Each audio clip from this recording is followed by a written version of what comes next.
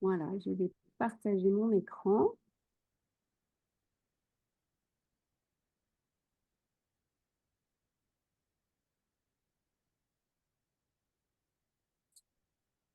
Et nous voilà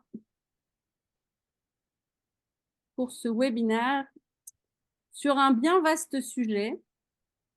Donc, on ne va pas avoir la prétention de traiter complètement en 1 heure, mais en tout cas, l'objectif de vous partager notre vision et on l'espère de vous donner quelques éléments qui participeront à votre réflexion et à votre toujours meilleure compréhension de ce vaste sujet.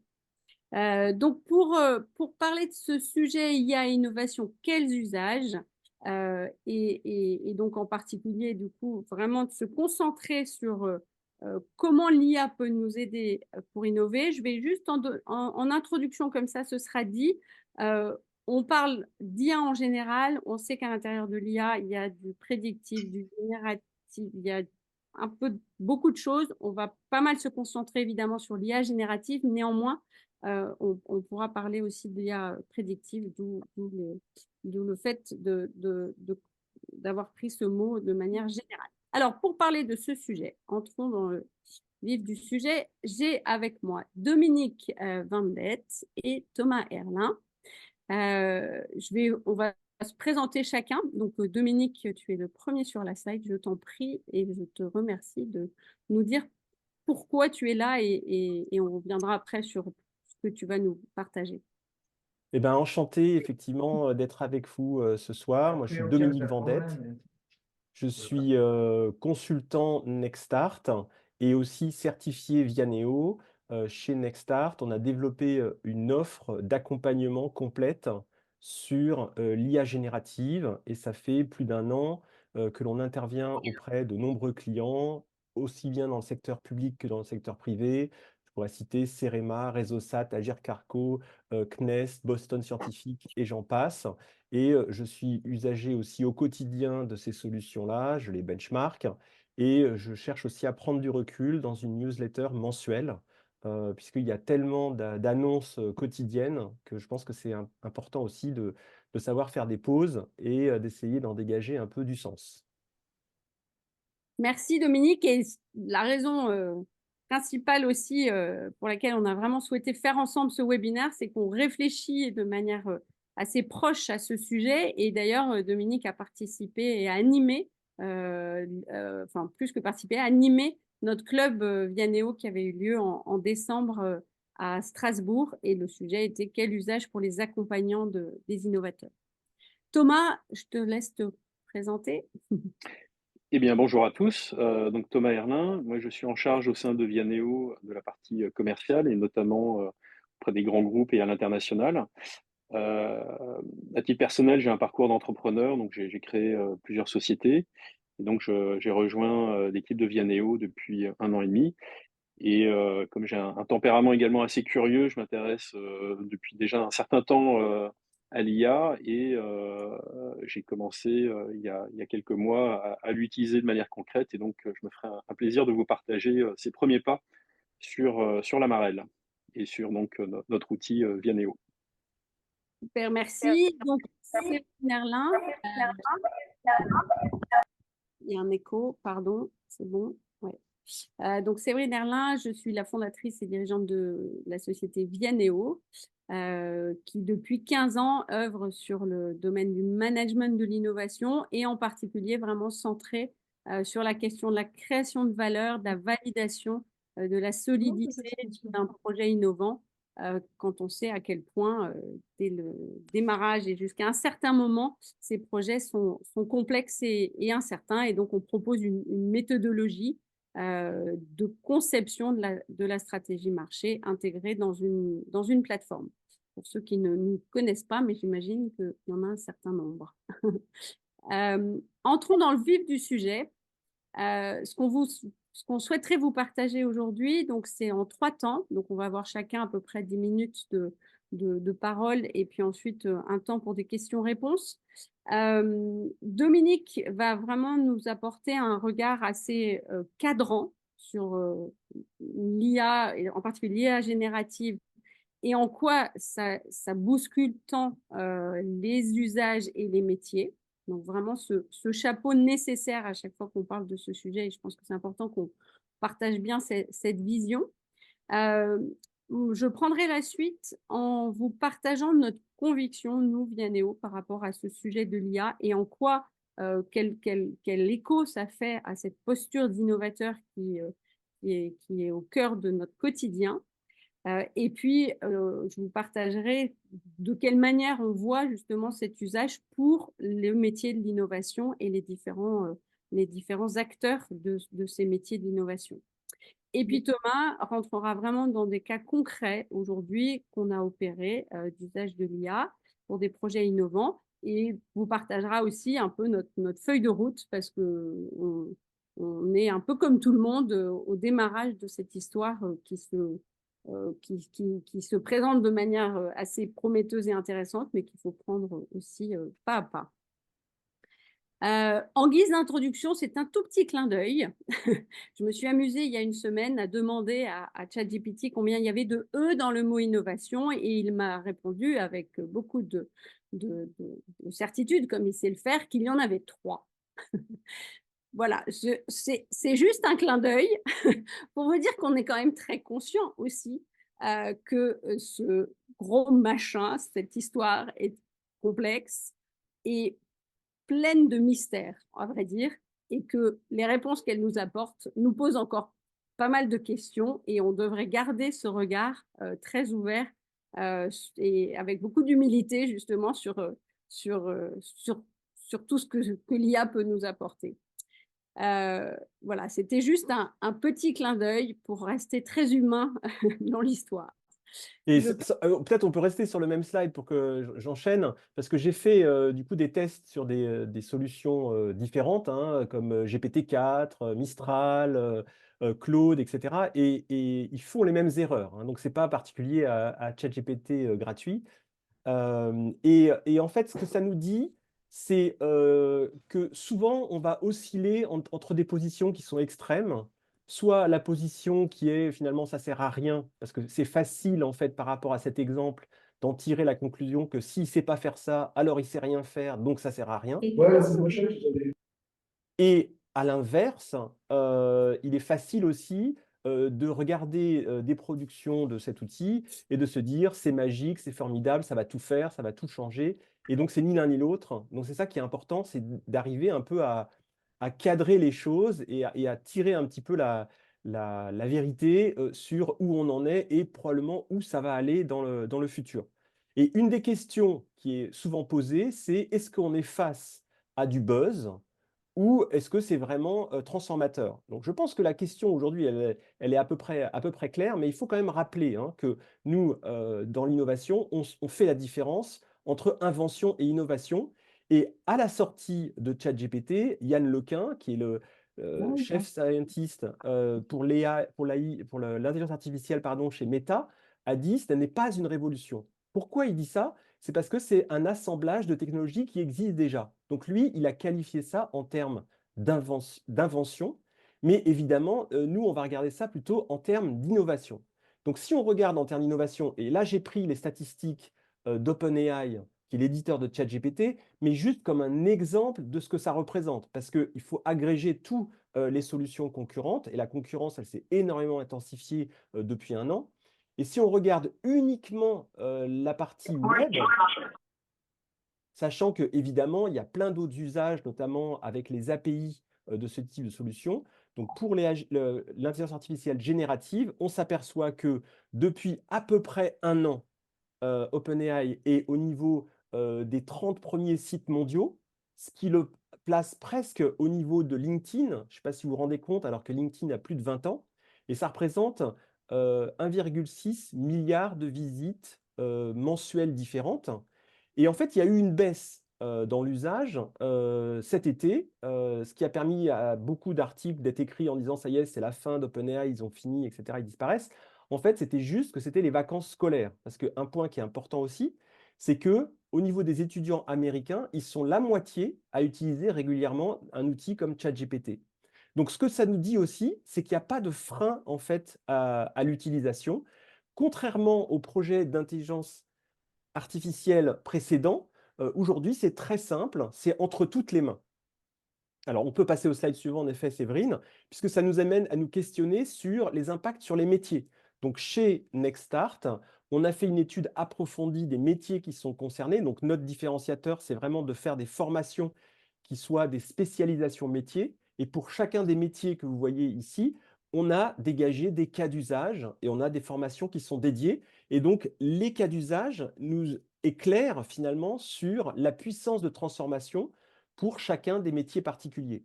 Donc, ce qu'il faut bien comprendre, c'est que tous les métiers sont impactés, c'est le travail du quotidien. Et évidemment, dans la liste, on aurait envie de rajouter l'innovation naturellement. Donc, tous les métiers sont concernés et moi dans tout ça. Ce qu'il faut savoir, c'est que depuis 1 an, on a beaucoup de concurrence, on a une course à la puissance, on a des annonces tous les jours, toutes les semaines, et surtout, la puissance, elle est aussi sur les modalités. C'est-à-dire que déjà, c'est assez déstabilisant d'avoir un outil qui produit du texte à la manière dont nous, on arrive à produire du texte et à le comprendre.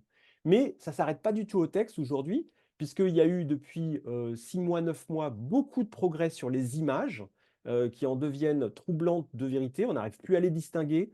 Régulièrement, on fait des tests en disant quelle est l'image produite par l'IA. Je ne parle pas forcément de DALL-E, mais plutôt de Midjourney, etc. On n'arrive pas à les distinguer.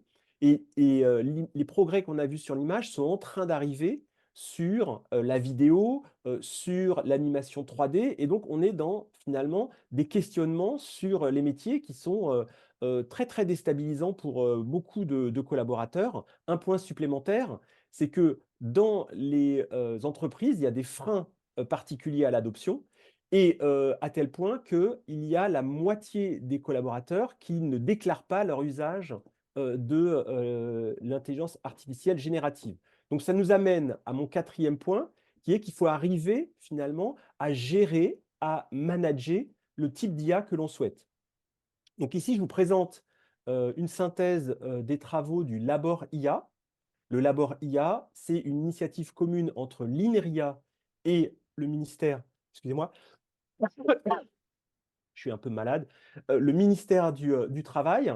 Et donc, le Labor IA a identifié finalement des types de résultats pour l'intelligence artificielle qui peuvent être soit aliénantes, soit capacitantes. Donc évidemment, nous, on souhaite aller sur une IA qui est capacitante. Et donc, une IA capacitante, c'est quoi? Eh ben, c'est une IA qui va me permettre, par exemple, de me concentrer sur ma valeur ajoutée propre. Ça va être une IA qui va m'apporter un deuxième regard. Donc, moi, je vais faire un premier jet et après, l'IA va m'apporter un deuxième regard sur mon travail. Ça peut être aussi une IA qui va m'aider à réduire les écarts de performance individuelle. Donc, les nouveaux embauchés, par exemple, vont avoir une meilleure capacité à rejoindre le niveau de performance attendu par rapport à ceux qui ont beaucoup plus d'expérience. Et puis, pour ceux qui travaillent en équipe, bah, souvent, il y a des temps d'attente parce que le collaborateur n'est pas disponible pour m'aider. Eh ben, je suis finalement en mesure d'avoir un partenaire qui est constamment à ma disposition, que je puisse solliciter sans attendre que le partenaire humain soit lui-même disponible pour l'échange. Et enfin, le dernier point de ce qui est une IA capacitante, c'est d'arriver à faire des choses que je n'aurais pas pu faire avant. À titre personnel, par exemple, j'arrive à créer des images qui étaient quelque chose de totalement hors d'atteinte. Moi, quand je fais des dessins, c'est au niveau CP. Voilà. Et maintenant, j'arrive à faire des images qui ont une certaine qualité. Après, c'est aussi chacun qui en juge. Donc, ces super pouvoirs, nous, on a essayé chez Nextstart de les formaliser. Et donc, on a identifié 5 dans un premier temps. Donc, c'est vraiment la capacité à rédiger. Donc, il y a beaucoup de gens qui ne savent pas rédiger, qui ont le syndrome de la page blanche. Donc là, tout de suite, on a un premier jet et on peut l'améliorer. Et après, il y a des techniques pour faire une rédaction avec du style. Ensuite, il y a aussi tout ce qui est synthétisé. On est inondé par de l'information et il faut faire le tri de plus en plus vite. Et donc, l'IA peut nous aider à filtrer cette information et à la synthétiser. L'IA peut aussi nous aider à analyser, sachant que Séverine y reviendra, c'est quand même le propre de l'IA prédictive de faire de l'analyse, mais même l'IA générative a aussi des capacités à nous aider à analyser, à évaluer, à catégoriser. Donc ça peut être aussi un super pouvoir très intéressant. Il y a tout ce qui est la transformation. Quand nous, on fait des présentations en comité de direction pour la sensibilisation, on montre comment on passe d'un texte à l'image, de l'image au texte. Donc, on peut transformer un texte d'une modalité en une autre. On peut aussi le transformer d'un style en un autre. Donc, on a un article de blog qui devient un post LinkedIn, qui devient un tweet. Donc, tout ça, c'est énorme, les capacités de transformer un existant en un autre. Et puis, l'IA peut aussi nous aider à nous organiser. C'est-à-dire que ça va être un assistant qui va nous donner des méthodes, qui va nous aider à planifier, qui va nous aider à nous alerter sur des niveaux de risque. Donc ça, c'est vraiment le super pouvoir organisé.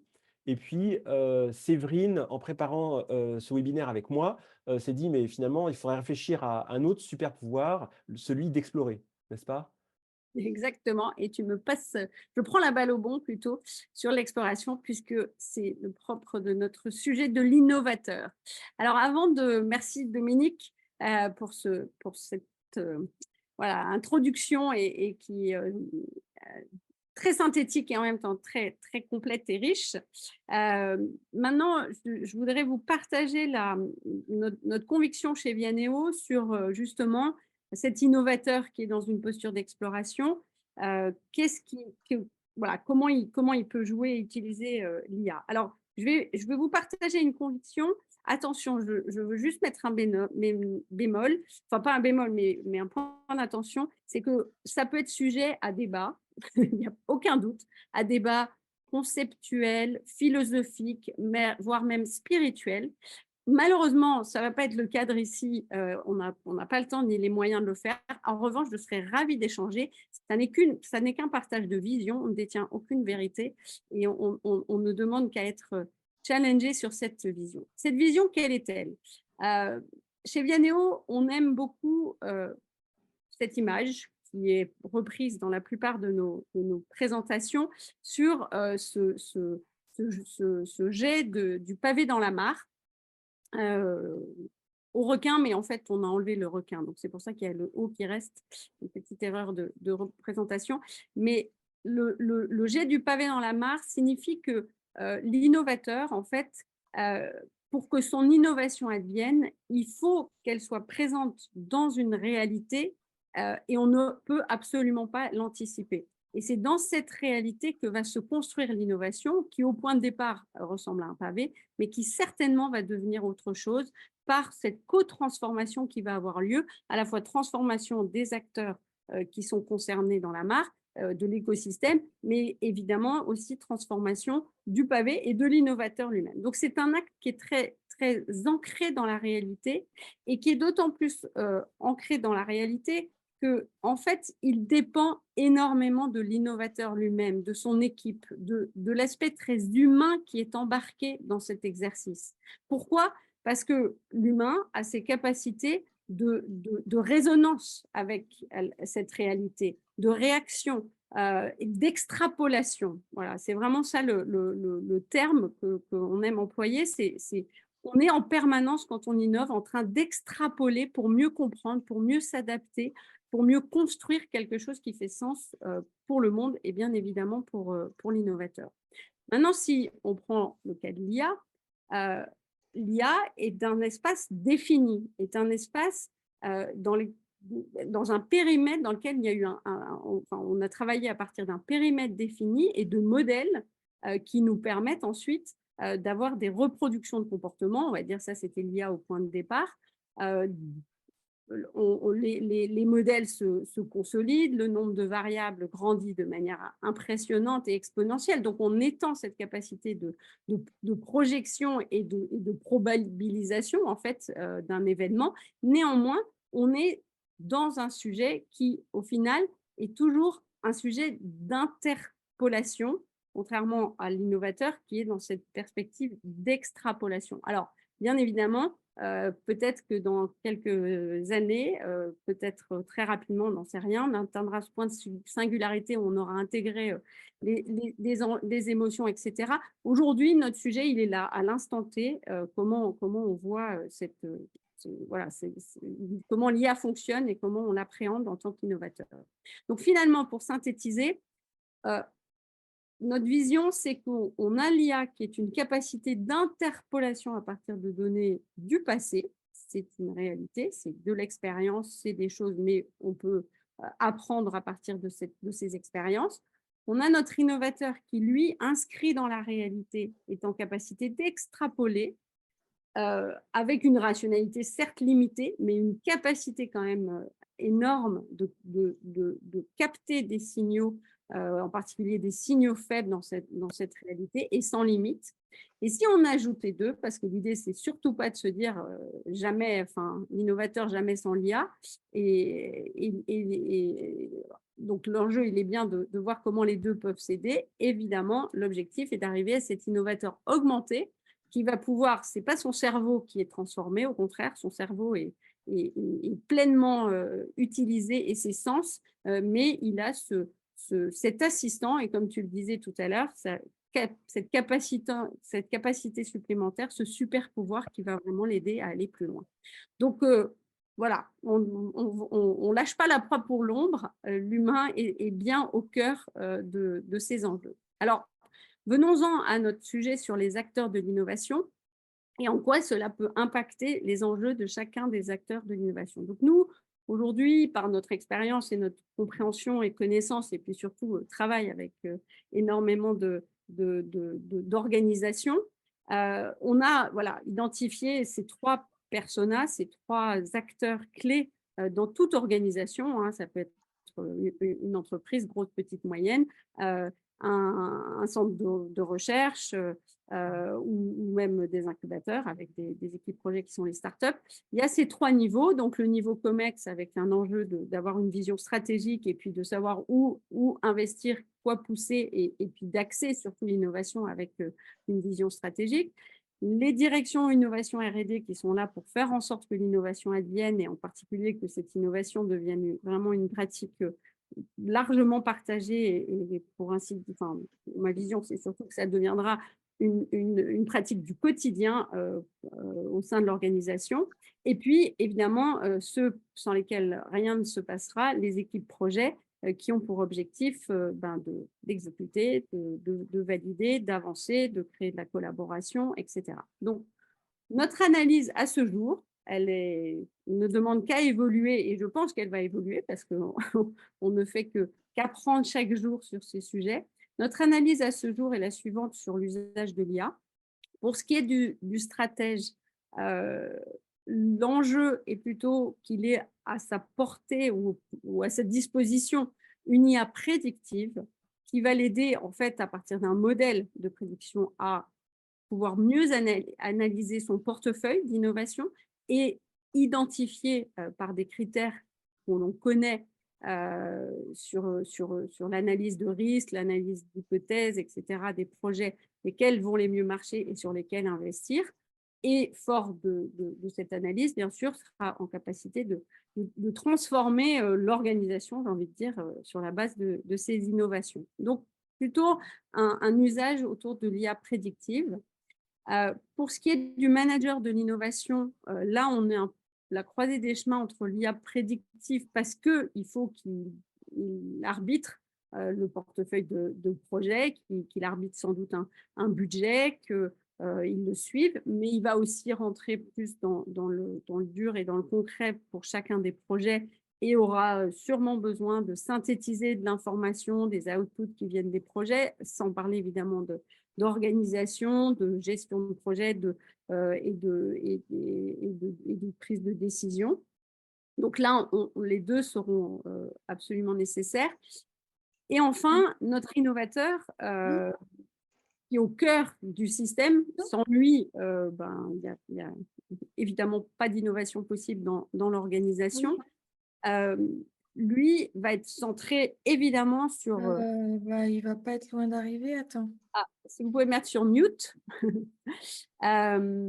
Et donc, l'innovateur, lui, a pour objectif de consolider, de viabiliser, de convaincre son projet. Et c'est là où la notion d'exploration est absolument cruciale parce que tout l'enjeu, et là, il reprend aussi sa casquette très humaine, va être d'aller se confronter à la réalité, de rentrer dans la mare, de comprendre comment les choses se passent et puis de faire sens de toute cette information. Alors, je vais passer la main à Thomas, mais avant, peut-être faire un petit zoom sur cette marelle que vous voyez à l'écran. Alors, certains d'entre vous la connaissent, pour ainsi dire, par cœur, ou sur le point de la connaître par cœur parce qu'ils ont été formés, certifiés ou l'utilisent assez régulièrement. Mais néanmoins, je pense qu'il y en a beaucoup d'entre vous qui ne la connaissent pas forcément. Cette marelle, c'est le cœur, le moteur, j'ai envie de dire, de l'activité de Vianeo. C'est vraiment le point de départ à partir duquel j'ai créé Vianeo. C'est une approche en fait systémique de la construction de la stratégie marché ou de la stratégie tout court d'un projet innovant en partant d'un problème à résoudre pour arriver à une solution viable qui est achetée par, ou en tout cas utilisée et qui crée valeur pour ses utilisateurs. Et cette marelle décrit le parcours par lequel doit passer de manière logique tout porteur d'un projet innovant pour valider son projet. Et l'intérêt, c'est qu'elle montre qu'il y a 5 étapes clés qui chacune permettent de valider une preuve de valeur du projet. La légitimité, c'est l'ancrage du projet dans la réalité et les moyens du porteur. La désirabilité, c'est la compréhension des besoins et des usages en place aujourd'hui sans l'innovation. L'acceptabilité, c'est la compréhension de l'écosystème des acteurs et du jeu d'acteurs. Et la faisabilité, évidemment, qui va bien pour répondre aux besoins et s'insérer dans l'écosystème. Et la viabilité, c'est finalement où se situe la création de valeur. Donc, on s'est basé évidemment sur ce modèle, ce framework systémique pour explorer différents cas d'usage de l'IA. Et donc, je vais passer la main à Thomas pour que tu puisses nous présenter ces cas d'usage. Merci Séverine. Donc, je vais vous montrer par le biais de quelques petits pictogrammes et toujours sur la base de cette marelle qui est le fondement de notre framework Vianeo Business Design, comment on fonctionne. Donc, l'idée, c'est toujours de manière très pratique, très pragmatique, de voir comment utiliser l'IA au sein de Vianeo Business Design. Donc, c'est pour ça qu'en entrée, on voit un bonhomme qui va commencer à faire ses premiers sauts sur la marelle. Donc là, en gros, l'idée, c'est au fur et à mesure des étapes, donc je vous montrerai des exemples très pratiques dans la foulée, mais là, je vous donne la vision d'ensemble. Au fur et à mesure des 5 étapes de la marelle, d'aller collecter, enfin, d'aller utiliser l'IA générative pour aller collecter des informations. Donc ça, c'est un premier point. Deuxième point qui est symbolisé par le pictogramme de la loupe, on va s'attacher là à essayer de se focaliser sur certains aspects, certains renseignements que par exemple le porteur de projet et son coach, son accompagnateur ont déjà identifié, et donc d'utiliser l'IA pour aller compléter ces informations, toujours en rebondissant sur des premiers éléments de réponse et qu'on va venir compléter avec des prompts, des questions vers des modèles d'IA générative. Ensuite, on va trouver un pictogramme avec une ampoule. Donc là, c'est pour symboliser l'aspect plus exploratoire. Donc, pour faire parfois des pas de côté, c'est-à-dire commencer à challenger même l'IA pour lui demander de nous donner je dirais, des idées sur d'autres éléments qui pourraient changer en fait la vision qu'on a d'une problématique. Donc ça peut être à la fois à l'intérieur d'une des étapes de la marelle, ça peut être par exemple également quand on est arrivé à un certain nombre d'étapes, de dire bah tiens, si avec ces résultats, finalement, à quoi ressembleraient les problèmes sous-jacents à ces résultats? Et en fait, c'est assez marrant parce que parfois, ça permet carrément de changer de concept. Et enfin, donc, dernière étape, c'est donc la personne qui passe, qui saute en fait depuis la marelle vers l'extérieur. Là, ça va plus être une étape où on va synthétiser les éléments et pour, par exemple, produire automatiquement des decks, des présentations, éventuellement en intégrant différents types de médias, et pour permettre d'aller plus vite vers la présentation finale d'un projet. Voilà donc pour le concept. Donc, je vais vous montrer maintenant des exemples très pratiques. Donc là, on a pris comme base d'exemple un industriel dans le monde du voyage. Et donc, ce qu'on va faire ici, non, ça, c'est pas encore l'exemple, pardon. Là, on est encore dans le cas théorique avec les différents prompts. Donc, ce que je vais montrer là, c'est comment on fonctionne. Donc, c'est vraiment une première étape qu'on a mis en place en déployant ce que j'ai appelé des prompts universels, c'est-à-dire qui peuvent être utilisés pour n'importe quel type de problématique. Donc, à la fois, donc, vous pourrez évidemment récupérer le replay de cette présentation, mais on vous fournira la présentation qui vous permettra donc de récupérer également ces différents prompts. Donc, l'idée ici, c'est de s'interroger. Donc là, soi-même en tant que porteur de projet et également avec l'aide de son accompagnateur, sur la première étape qui est celle de la légitimité, où là, on va soi-même répondre à deux problèmes, c'est-à-dire quel est le problème à résoudre, pourquoi on se lance dans un projet, et deuxièmement, quelle est la mare dans laquelle on jette le pavé. Donc, quel est le domaine d'application? Une fois qu'on a répondu soi-même en tant qu'être humain à ces deux questions, on va pouvoir ensuite utiliser ces différents prompts. Donc, c'est-à-dire que, comme vous voyez, c'est des phrases préétablies dans lesquelles il y a des parenthèses, des crochets, dans lesquels on va pouvoir remplacer les éléments issus donc des deux premières réponses que j'ai mentionnées. Donc, et c'est ce qu'on va faire sur les deuxième, troisième, quatrième et cinquième étapes, au fur et à mesure en remplaçant donc les éléments qu'on a visualisés ici. Donc, si on prend un exemple, une agence de voyage, un industriel dans le monde du voyage, il a une problématique qui est de fournir des services annexes à ses utilisateurs pendant leur voyage. Et donc, on est dans un domaine d'application assez précis qui est celui des services pendant l'acte de voyage lui-même. Donc, on va prendre ces deux éléments de réponse de la légitimité et on va les remplacer pour identifier, par exemple, quels sont les demandeurs, quels sont les besoins existants, etc. Et pour l'avoir pratiqué sur de nombreux types de projets, ça fournit vraiment des réponses qui permettent de collecter énormément d'informations, de rebondir dessus, éventuellement d'affiner. Et ça permet donc de rajouter en fait un accompagnateur virtuel cette fois-ci, doté d'une intelligence pour récupérer et avancer dans cette marée. Je me permettrai juste doté d'une connaissance, je sais pas si en tout cas d'une connaissance supplémentaire qui va vraiment ouvrir l'exploration et à d'autres éléments, effectivement. Voilà.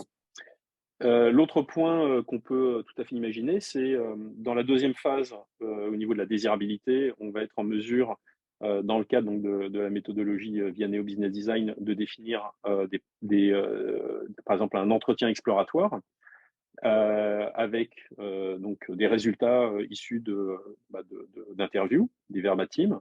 Et donc l'idée ici, c'est de récupérer ces éléments. Je peux passer à la slide d'après. Et ce qui va déboucher automatiquement, et ça on l'a déjà fait, sur par exemple l'élaboration des personas. Donc là, c'est un autre prompt qui est un peu plus compliqué, dans lequel on va dire définis-moi des personas avec telle et telle partie. Donc on voit ici, il y a 5-6 parties dans le canevas sur le persona. Et on va lui dire, donc définis-moi telle et telle partie pour identifier un persona à partir des éléments. Et donc dans ce cas-là, on lui fournit un copier-coller du cadre qu'on avait avant, issu donc de l'entretien. Et donc ça va automatiquement déboucher sur l'élaboration de ce persona qui est en général assez bien fait. Donc effectivement, pardon, je te coupe pour dire qu'on l'a expérimenté avec un client. Bon, ça se travaille pour arriver à quelque chose d'affiné, mais ça a vraiment aidé à ce travail de synthèse qui est un des super pouvoirs. Voilà. L'autre cadre que vous voyez, que certains d'entre vous connaissent, c'est ce qu'on appelle la matrice des opportunités. Donc là, qui nécessite une qualification en fait de l'intensité des besoins pour chacun des demandeurs, Donc là, ça va impliquer d'autres éléments autour de l'IA qui va être par exemple l'interprétation de sentiments, donc des choses un peu plus pointues. Pour l'instant, on ne le fait pas encore, mais ça fait partie justement de nos axes de développement. Donc c'est pour vous montrer un peu les perspectives qu'on a actuellement au sein de l'équipe pour faire avancer, donc intégrer à chaque étape de la marelle de l'IA. Notre R&D. Voilà. Enfin, donc, un autre élément, donc là, on va retrouver ici, pour certains d'entre vous, vous connaissez, donc c'est le Canva qui permet de faire une synthèse du projet. Donc, c'est ce qu'on obtient vers la fin de la marelle. Donc, à partir de ces éléments, si je passe à la slide d'après, on va pouvoir obtenir automatiquement un pitch qui va décrire en bon français et en paragraphe élaborer une description du projet. Et si on veut aller encore plus loin, si on est dans un ascenseur sur 2 ou 3 étages, on passe à la slide d'après, qui va être vraiment l'elevator pitch sur un projet en particulier. Voilà. Et donc, l'IA sert en fait vraiment à modeler, à manipuler cette matière qui est le langage et ces informations de forme de texte qu'on va retrouver dans notre marelle, dans le cas de cet exercice de discernement vers l'accès marché pour chacun des projets. Voilà, Voilà. merci. Timing parfait, puisqu'on s'est donné bien 20 minutes pour pouvoir vraiment échanger. Donc, cette rapide partage de vision est là pour vraiment partager le fait que pour nous, l'IA et l'innovation, c'est vraiment du concret, que c'est déjà bien en marche et qu'on l'utilise. Et qu'on a surtout en perspective des beaux chemins d'exploration et de R&D, notamment sur le sujet de l'IA prédictive, ça on n'y est pas encore, et puis d'autres générations de résultats à partir de toute l'exploration. Et donc la question qu'on a envie de partager, enfin en tout cas le moment maintenant, et on a envie de partager avec vous, c'est de savoir un peu, vous, si vous avez un avis sur la question, qu'est-ce qu'il en est? Est-ce que vous avez des expérimentations? Vous avez fait des expérimentations? J'ai vu une question qui était déjà posée dans le chat. Je vous propose de les partager dans le chat. Et voilà, qu'on puisse répondre de manière assez ouverte sur chacun où nous en sommes. Donc, en effet, il y Vous avait une pouvez question. également lever la main. Il y avait une question de Kema sur le fait de faire confiance à l'IA. Donc finalement, la manière de gérer finalement cette incertitude, c'est de bien faire la différence entre les cas où on a besoin de fiabilité dans la réponse et puis les cas où c'est moins nécessaire. Donc, dans les cas de créativité, de choix de concept, etc., et qu'on est plus sur l'innovation, on n'est pas tenu finalement à ce que les résultats soient corrects. Donc, dans ce cas-là, c'est favorable. Et ensuite, lorsqu'on est par exemple sur le cas que présentait Thomas, qui est que j'ai fait des entretiens et qu'à la suite de ces entretiens, je veux créer un persona, eh bien, le rendu qui est produit, quand je le lis, eh bien, je peux assez facilement discriminer si c'est correct ou incorrect. Donc, du coup, la manière de gérer cette incertitude, c'est d'être capable, en tant qu'humain, de faire une relecture attentive des résultats de l'IA. Donc, il ne s'agit pas effectivement de prendre pour argent comptant ce qui est produit, mais bien au contraire, d'être en mesure de faire œuvre de discernement sur la production qui est faite. Alors, une question, est-ce qu'on peut produire un prompt facilement pour lever des fonds quand on est une start-up? J'aime beaucoup cette question. Je sens la baguette magique, là. C'est ça. Alors, ça, je peux peut-être participer en tout cas à la réponse, puisque j'ai été à plusieurs reprises dans ce cas de figure. Pour convaincre quelqu'un, je pense que c'est tout un ensemble de données. Donc, Vianeo avec l'IA va permettre, donc l'IA va améliorer en fait les performances de ce que propose Vianeo, c'est-à-dire permettre d'être ce que j'appelle assez étanche, donc très performant sur la stratégie d'accès au marché. Mais évidemment, il y a énormément d'autres paramètres, l'équipe, les savoirs techniques, etc. Donc, ça va pas être une baguette magique pour lever des fonds, mais par contre, on peut y participer. Après, la question, c'est produire un prompt pour lever des fonds, mais en fait, le prompt, il demande quoi, en fait? Je ne suis pas sûre d'être Oui, non, sûre mais du... tu as raison, Séverine, de pointer le fait que ça ressemble à la baguette magique. C'est-à-dire que, en fait, si on a envie d'avoir un prompt qui résout un problème hyper compliqué avec plein de parties, sous-parties, d'enchevêtrements, de causes, etc., d'un seul tenant, on a des bonnes chances d'être déçu. Moi, je vais prendre un sujet analogue. Finalement, on avait fait un test avec une startup sur chercher un slogan. Et on avait cherché un slogan et les résultats étaient piteux, c'était pas bon. Et après, on s'est dit, mais finalement, si on avait à le faire en vrai, sans l'IA, comment est-ce qu'on procéderait? Et là, on s'est aperçu que finalement, il y a un ensemble de savoir-faire pour arriver à produire un slogan. Il y a une plateforme de marque, il y a plein d'analyses, etc. Et donc finalement, d'arriver à ce que toute cette séquence d'actions, qui est vraiment la compétence humaine agrégée au cours du temps, que tout ça soit effacé d'un coup avec une baguette magique, ben, ça n'aura pas lieu. Donc effectivement, il vaut mieux dans ce cas-là se dire, ben, pour arriver à lever des fonds, quelles sont les étapes que j'ai à accomplir? Ces étapes, si je ne les connais pas, je peux m'aider de l'IA, c'est le super pouvoir organisé. Donc, je vais m'organiser avec l'IA pour découper un problème compliqué en sous-problèmes.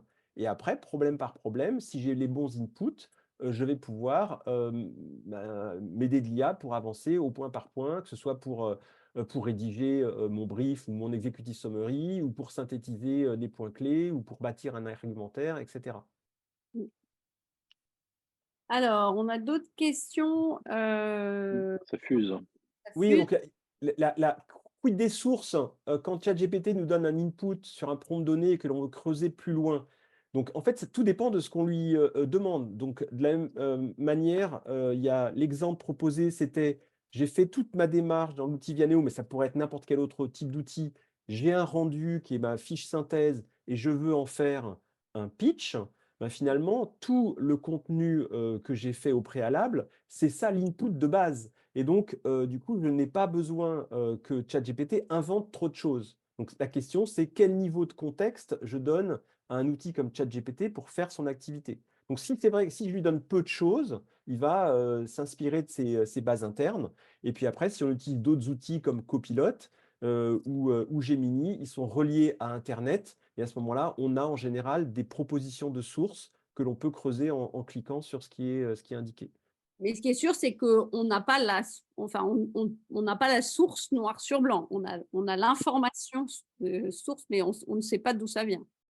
Ben, quand c'est connecté à Internet, on a quand même des sources. Après, on n'a pas l'assurance qui est un lien Voilà, c'est ça. univoque entre l'élément analysé et l'élément produit.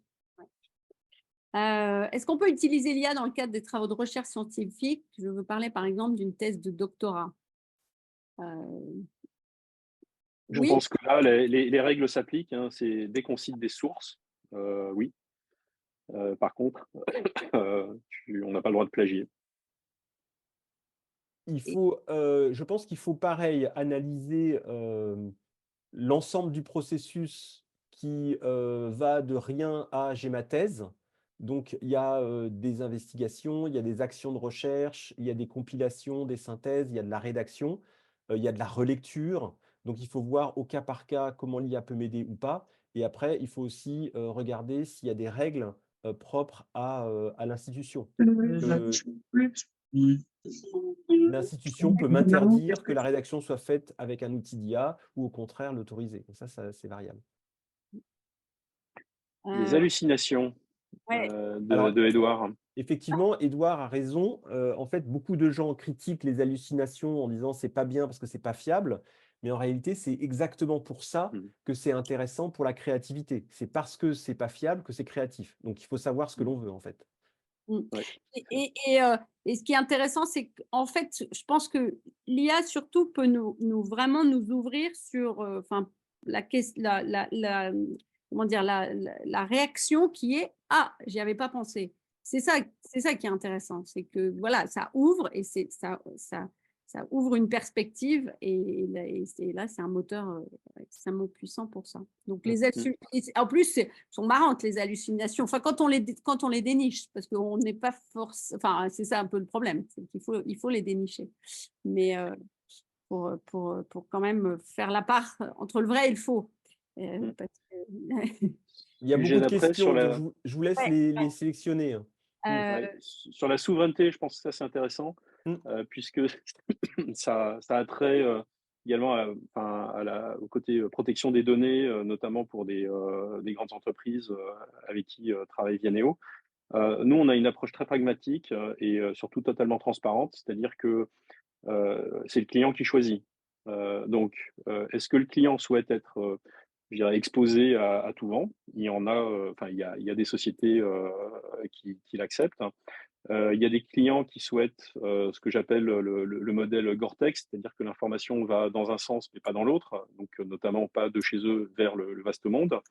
Il y a des clients qui vont utiliser une IA générative totalement contingentée, donc uniquement sur leur base de données.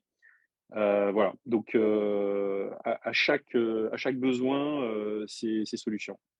Mais on n'a pas on voit de voilà, on n'a pas nous-mêmes de religion là-dessus.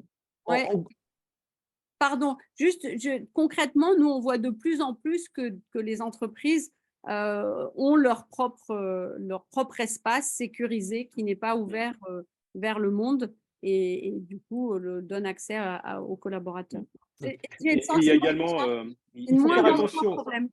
Pardon. il y a également un autre aspect sur la souveraineté, c'est-à-dire la typologie d'acteurs. Est-ce que c'est des Européens, des non-Européens, etc. Oui, mais c'est justement, moi, le point que je voulais clarifier, c'est-à-dire que le mot de souveraineté, c'est un mot qu'on peut facilement mal comprendre, parce qu'il recouvre plusieurs réalités différentes. Le premier sujet pour les entreprises, alors il y a le public, hein, qui est un cas particulier, il y a l'industrie de défense, les industries hypersensibles qui sont des cas hyper particuliers.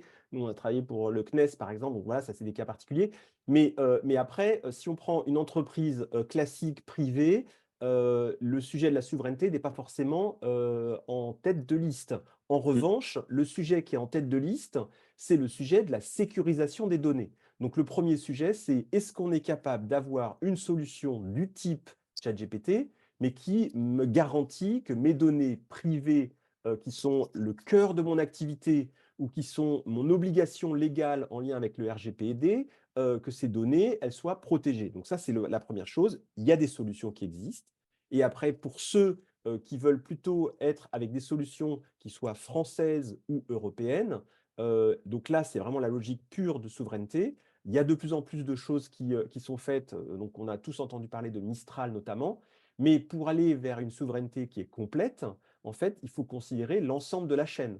C'est-à-dire qu'on a eu, par exemple, un accord récent entre Mistral et Microsoft. Si ma base Mistral, qui est une entreprise française, est hébergée sur des serveurs qui sont opérés par Microsoft, qui est une société américaine, est-ce que là, je suis conforme à mes objectifs de souveraineté ou pas? C'est une discussion qui va être entreprise par entreprise en fonction du niveau d'exigence que j'ai sur avec qui je travaille. Une question peut-être pour toi, Dominique, parce que tu es pas mal en ce moment dans la sensibilisation. J'ai le sentiment que les entreprises sont très intéressées pour sa culture à l'IA, mais peu sont prêtes à passer à l'acte pour le moment. Est-ce que vous partagez cette vision? Je pense qu'il y a beaucoup de passages à l'acte, mais il y a des freins, effectivement. Donc, c'est des sujets que j'ai couverts en détail dans ma newsletter. Donc, je vous y renvoie pour aller plus dans le détail.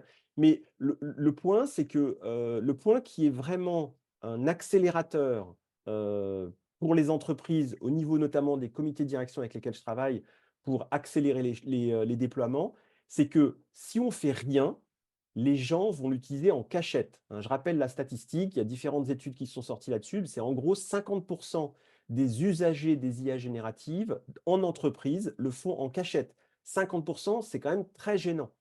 Donc, il y a des entreprises qui vont édicter des règles d'interdiction totale en fermant les accès, mais bien sûr, chacun a son ordinateur personnel pour quand même contourner les choses. Il y a des gens qui vont édicter des chartes en disant n'utilisez pas vos emails pro et n'utilisez pas des données confidentielles, mais c'est quand même un peu gênant. Et donc, de plus en plus, elles sont en train de déployer différents systèmes qui protègent de manière plus ou moins intense les données. Et donc, il y a plein d'offres qui sont sur le marché pour répondre à ces problèmes-là. Donc oui, il y a des freins, mais il y a quand même une dynamique et un intérêt à comprendre et à maîtriser un peu cette évolution. Pas le choix, il faut y aller. Ouais. Une petite question méthodo, là, pardon, si on a jargonné, qu'appelez-vous terme persona? À quoi cela sert dans votre méthode? C'est le persona, c'est vraiment celui qui représente l'utilisateur et dans l'innovation, c'est celui qui représente le potentiel utilisateur. On l'appelle aussi le demandeur, celui qui exprime un besoin et qui n'est pas satisfait par les solutions existantes, ou en tout cas, l'innovateur cherche à satisfaire justement cette personne en particulier, et donc il représente un ensemble de personnes qui ont le même profil par rapport au domaine d'application du projet. Voilà, alors je reviens sur les projets. Quid de la confidentialité, on en a un peu parlé, requêtes, résultats des outils IA, je pense que ça t'a abordé ce sujet.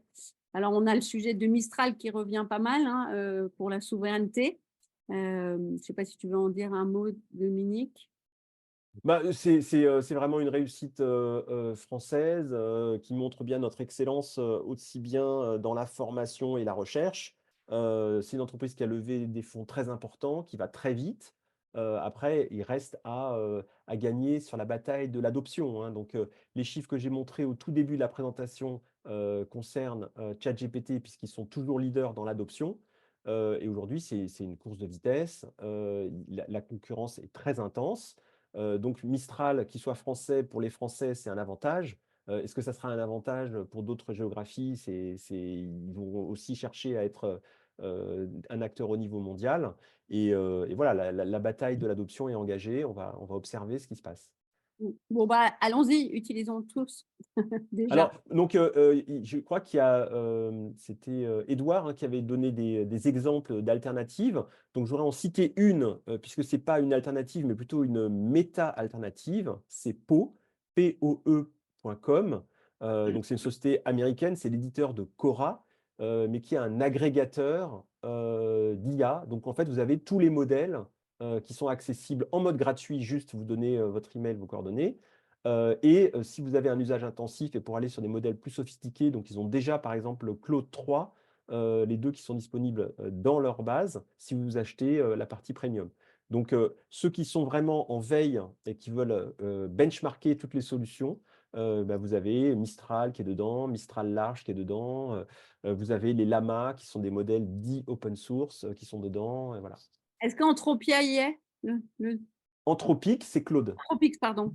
C'est Claude, donc vous avez Claude 1, Claude 2 et même Claude 3 qui a été annoncé il y a 3 jours. Ouais.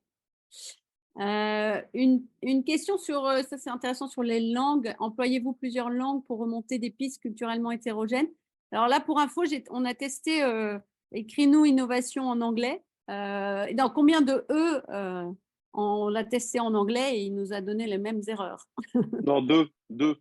Ah, pas 3, 2. Deux œufs. Dans innovation en anglais. Il a fait preuve d'un peu d'originalité. Et donc, on a des réponses, ça c'est sympa, vous nous faites gagner du temps dans les réponses. Je ne sais pas si Dominique, moi j'avoue que je n'ai pas plus d'infos que ça. Il y a beaucoup de questions, je vois. Ouais. Ouais. Mais donc voilà, est-ce que changer de langue permet d'avoir plus d'infos? Ouais. En fait, la langue est la matière de base, donc forcément, ça a un impact.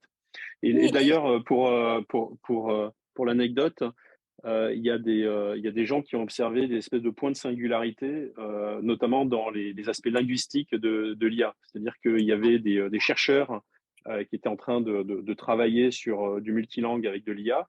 Ils se sont aperçus que l'IA, en fait, sortait des cadres et leur développait en fait des nouveaux concepts d'interprétation de langue. Voilà. Une question, là je reviens sur la méthode et l'utilisation VNO et l'utilisation de l'IA. Lors des ateliers de la journée du 5 décembre, une des conclusions était que les formulations des bons prompts étaient primordiales.